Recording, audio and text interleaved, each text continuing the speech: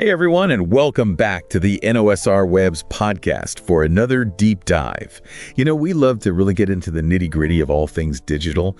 And hey, before we get too far into it, don't forget to check out the amazing offers down in the description below. Okay, so today we're taking a trip into the world of NEO. Sounds exciting. Yeah, it does, right? They're all about building a smart economy.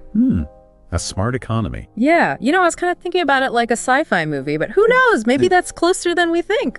So if you've heard of NEO or you're just curious about this whole smart economy thing, then stick around because we're going to break down what it is, whether it's legit, and if it's a smart investment.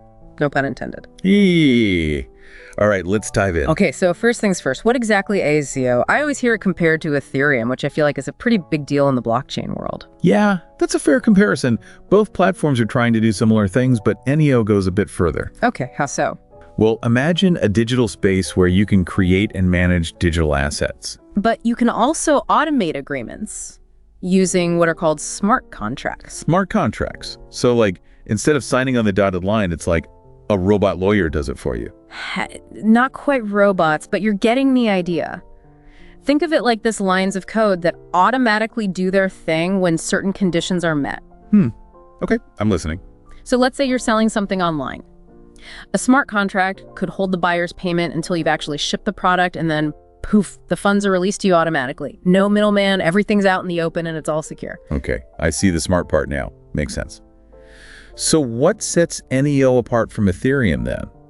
I noticed that NEO supports multiple programming languages. Why is that a big deal? That's actually a huge advantage. Ethereum mainly uses its own language, Solidity, right, which can be a bit of a learning curve. But NEO lets developers use languages they already know, like C#, Java, even Python. So it's like NEO saying, hey, come on in, build awesome stuff. We speak your language. Exactly. It's all about accessibility. Smart move. NEO. Speaking of smart, let's talk about NEO and JAS. What's the deal with that? All right, so NEO is like your VIP pass. Holding NEO tokens gives you voting rights on the network. So you have a say in how things are run. GAS, on the other hand, is the fuel that keeps an NEO engine going. Fuel? Huh. So NEO's a bit of a gas guzzler then? Let's just say it's pretty efficient. You need GAS to pay for transaction fees on the NEO network. Okay, that makes sense. So every time you make a transaction, a tiny bit of GAS is burned. This keeps the network secure and prevents spam. So it's like a self-cleaning oven. Something like that. Okay, so they've separated governance and transaction fees, which makes things more user-friendly and efficient. I'm starting to get the picture here. But let's be real for a second. There are a ton of crypto projects out there, some a little more out there than others. So is NEO legit? Or should we be hitting the panic button? That's the question, isn't it? Well, with NEO, there are a few things that point to it being the real deal. First off, it's got a strong and active community of developers and supporters. That kind of grassroots enthusiasm is a really good sign. Okay, so it's not just some shadowy figures in a basement, right, cooking up some crazy crypto scheme. Not that we know of anyway. Another good indicator is NEO's market cap, which is currently around $1.5 billion. That puts it up there with some of the big players in the crypto world. Okay, so a decent track record, solid community, respectable market cap. But what about the tech itself? I saw something about a DDFT consensus mechanism. Now, I'm no tech genius. What in the blockchain is that all about? It's not as complicated as it sounds. Don't worry, DBFT stands for Delegated Byzantine Fault Tolerance. Try saying that 3 times fast. I know, right? Basically, it's NEO's way of ensuring that all transactions are secure and verified. Think of it as a really, really efficient security system that prevents hacks and manipulation, which is a major concern for any blockchain platform. So like a digital bouncer who never lets the wrong people in. Exactly. Okay, that's reassuring. But before anyone runs off to invest their life savings in NEO... Yeah, hold on a second.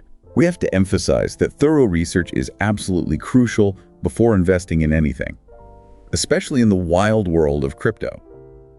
NEO has some cool features, but it's not a guaranteed ticket to riches.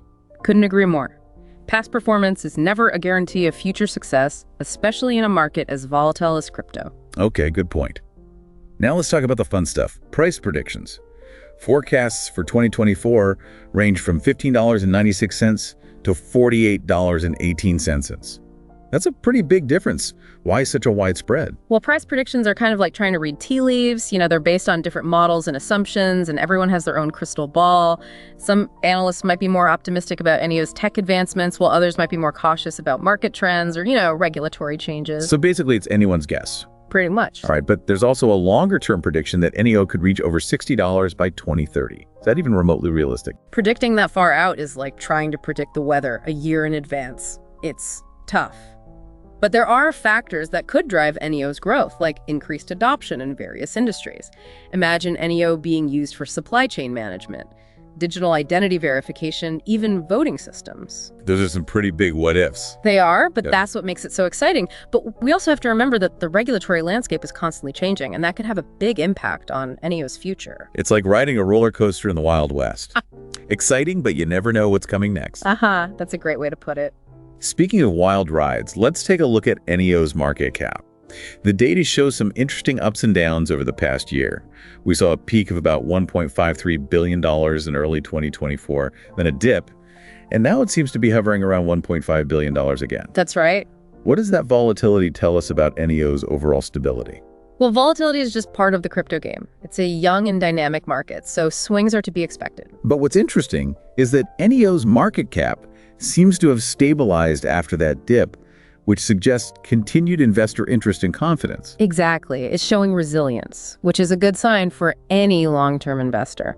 Okay, so we've laid the groundwork here and explored NEO's tech potential and some of the challenges. Yeah. But before we move on, maybe we should kind of zoom out a bit and look at the bigger picture. We've talked about the potential upsides of NEO. Right. But what about the other side of the coin, the potential downsides?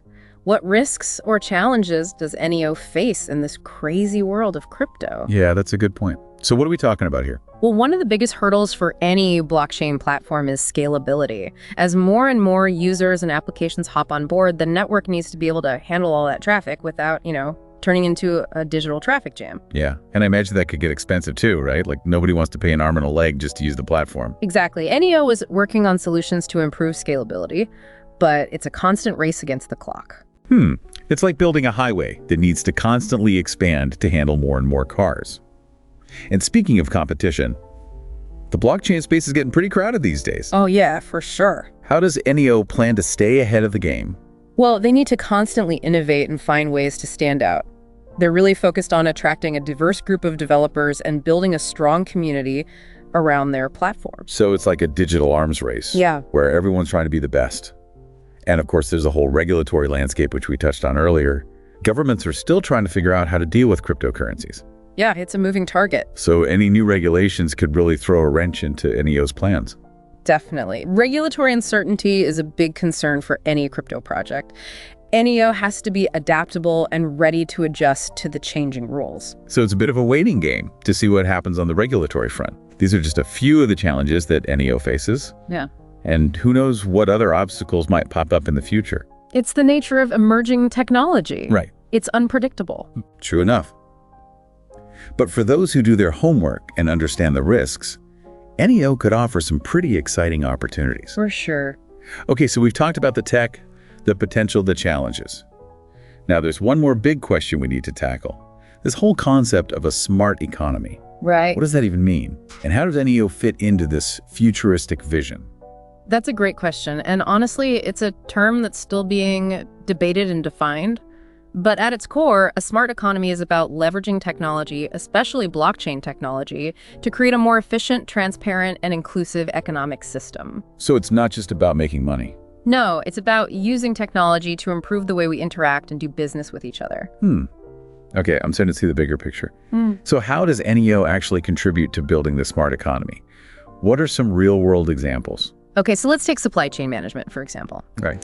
Imagine being able to track a product's journey from raw materials to final delivery, all on a secure and transparent blockchain. That would be pretty cool. Right. It would reduce fraud, improve efficiency, and give consumers more confidence in the products they're buying. Makes sense. Especially these days when people really care about where their products come from and how they're made. Exactly. Another great example is digital identity. NEO's technology could be used to create secure and verifiable digital IDs. This would streamline things like opening bank accounts, voting, even accessing healthcare. Oh, so instead of carrying around a ton of documents, we could have everything stored securely on the blockchain. Exactly. And because blockchain is decentralized and tamper-proof, it would be much harder to steal or forge your identity. That's a huge plus in this day and age where identity theft is a real concern. Absolutely. And these are just a couple of examples.